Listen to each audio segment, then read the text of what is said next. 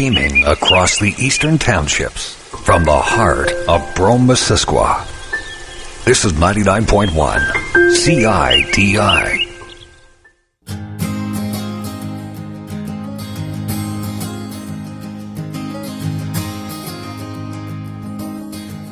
Hello and welcome to The Alternatives. You have choices.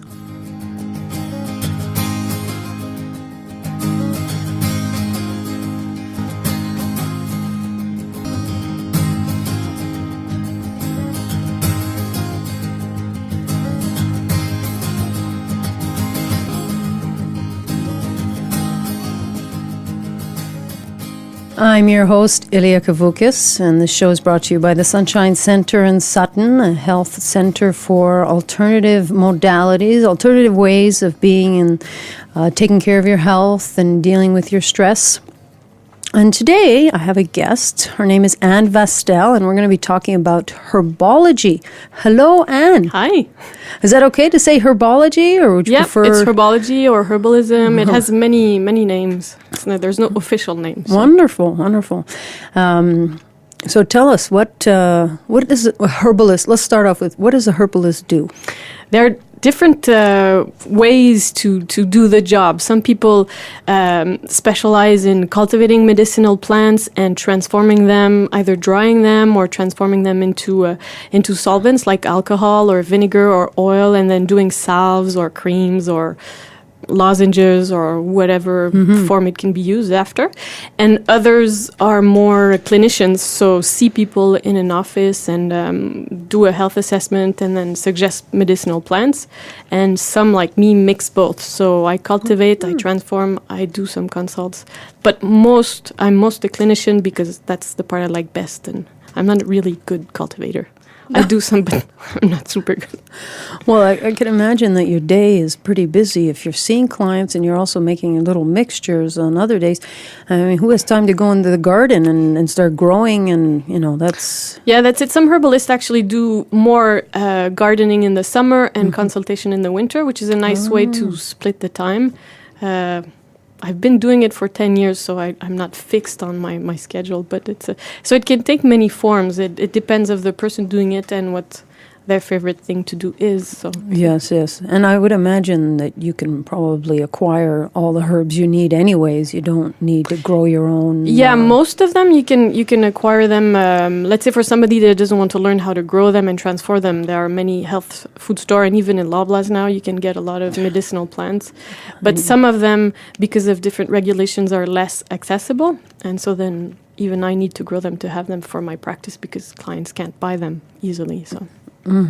Okay.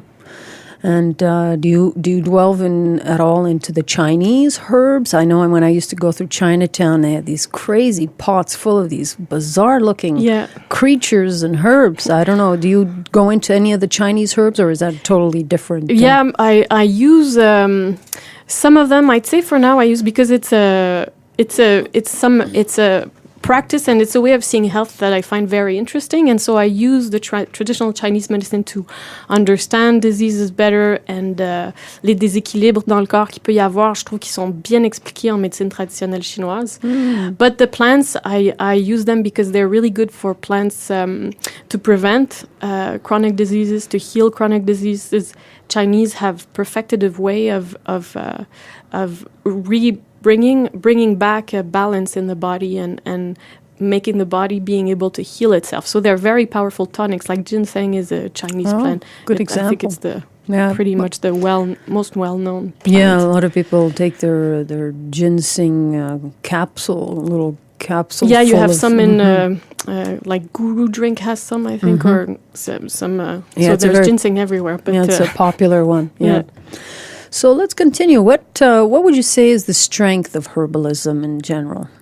It would be that. It would be in preventing chronic diseases, and not only preventing but healing chronic diseases, where the conventional medicine has limits. With, for example, if you take arthritis, and the doctor usually says, well, there's not much we can do except giving painkillers, and they give life habit changes like do more exercise, maybe eat more vegetables, blah, blah, blah. But there's no way in conventional medicine that I know of anyways to heal and reverse reverse the arthritis. And that's where alternative medicine or herbalism is really interesting for that, because by changing different things in the body and the balance of the inflammation, the hormonal balance, the acidity level in the system, then it can help to revert and heal. So many chronic diseases like that, or hypertension, or cholesterol, or diabetes, or can be prevented. But usually people don't come to see me for prevention. They come when they're already stuck with the diseases. But it can be reversed, or at least ça prend moins d'importance. Les symptômes diminuent, puis la personne peut vivre plus facilement en prenant moins de médicaments, puis plus de plantes. Yes. And I think you really hit the nail when you said about they coming to you once they've already have the disease or the chronic syndrome or whatever. It's really about prevention, isn't it? I mean, it really is about, having 1 cup of coffee instead of 3, because that second and third just taste so good. But you know that in the long run, it's going to create a lot of acidity in your body. So, prevention like that, diminishing the salt. Eating more vegetables. Taking some time off during the day. Like 5 minutes, even for some people, it's really hard. So I start with them with 2 minutes per day of time off, of doing nothing and no productive time. And that's very, very hard. But it's what gets the balance between yin and yang energy balanced in the body. And that's what helps diminish the cortisol levels in the body, diminish the stress impact. Yeah. But I've thought about it a lot, and I was wondering why people wait until they're sick to do something.